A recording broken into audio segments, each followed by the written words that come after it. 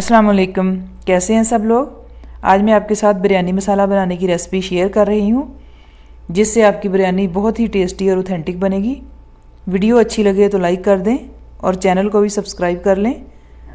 तो चलें हम अपनी रेसिपी शुरू करते हैं। पहले यहाँ पे हम कुछ साबुत मसाले लेंगे।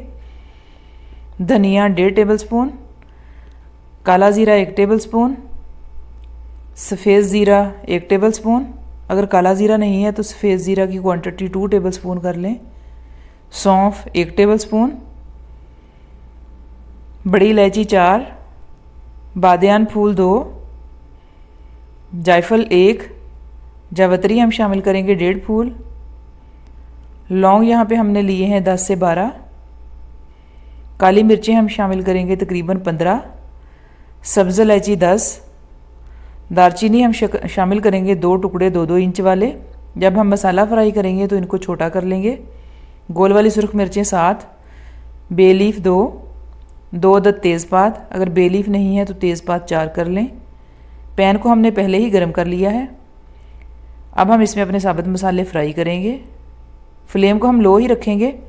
मसालों को हम खुशबू आने तक फ्राई करेंगे। 4 से 5 मिनट लगे हैं, मसालों की अच्छी सी खुशबू आ रही है। अब हम इनको उतार कर ठंडा कर लेंगे और ग्राइंड कर लेंगे। मसालों को हम बहुत बारीक नहीं पीसेंगे, इनको हम थोड़ा सा दरदरा ही रखेंगे। मसाले हमारे पिस गए हैं। अब हम इसमें कुछ पाउडर मसाले शामिल करेंगे। हल्दी यहाँ पे हमने ली है 1/2 टेबल स्पून। अदरक पाउडर हमने शामिल किया है 1/2 टेबल स्पून, इसको सौंठ भी कहते हैं। कश्मीरी सुरख मिर्च पाउडर हमने शामिल किया है 1 टेबल स्पून। लहसुन पाउडर 1/2 टेबल स्पून। लौंग 5, सब्ज़ इलायची 5, आमचूर पाउडर 1 टेबल स्पून। इन सब मसालों को हम अच्छा सा मिक्स कर लेंगे। इसमें हमने नमक और आलू बुखारा शामिल नहीं किया।